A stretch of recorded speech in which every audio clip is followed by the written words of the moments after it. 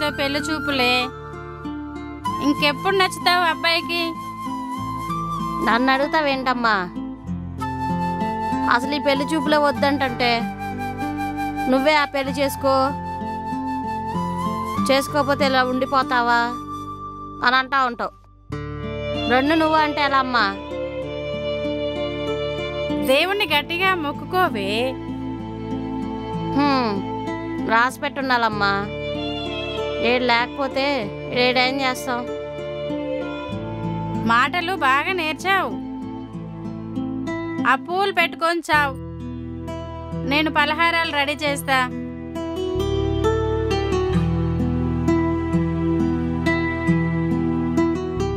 ఇది నా మాట వింది కదా, అంతా నా కర్మ.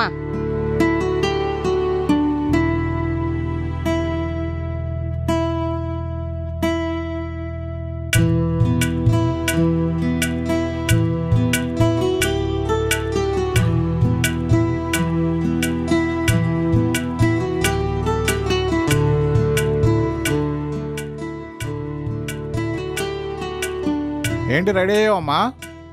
అవుతున్నా నాన్న. మీ అమ్మేది? పలహారాలు రెడీ చేస్తుంది. సరే నేను అవి చూస్తాను. బయట పనులు తొందరగా రెడీ అయ్యిరా. ఈయన ఒకడు.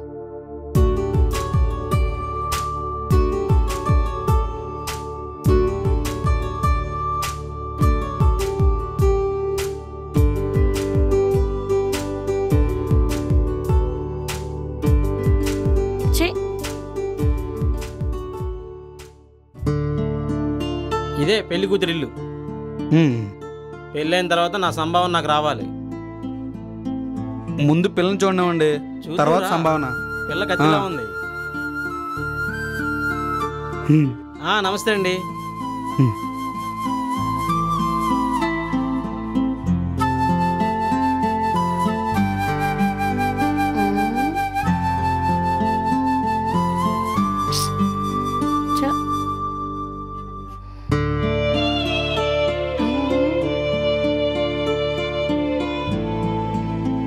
ఈ వాటర్ తీసుకో, మీకోసమే తీసుకొచ్చాము.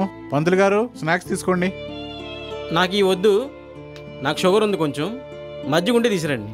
అలాగే నేను చెప్తాను. ఏమే మజ్జిగంట తీసుకురా పంతులు గారికి. సార్ అవన్నీ తర్వాత కానీ ముందు ముహూర్తం మించిపోతుంది. అమ్మాయిని పిలిపించండి. అలాగేనండి, రెడీగా ఉందండి అమ్మాయి. ఏమే అమ్మాయిని తీసుకురా, అమ్మా ఏమైపోతుందంట. త్వరగా తీసుకురా అమ్మా, వద్యం వచ్చేస్తుంది. వసై పొట్టి, డైరెక్ట్గా చూస్తావుగా ఇప్పుడు.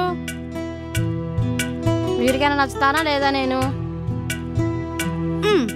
శుభం పలకవే అంటే అశుభం పలుకుతావా?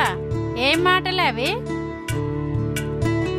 ఎప్పుడు జరిగేదేగా, కాస్త కొత్తగా ఏమైనా మారుతారా ఏంటి? మారుద్దో మరుపురాని గాయమైద్దో, వెళ్తే కదా తెలిసేది. సరే పద.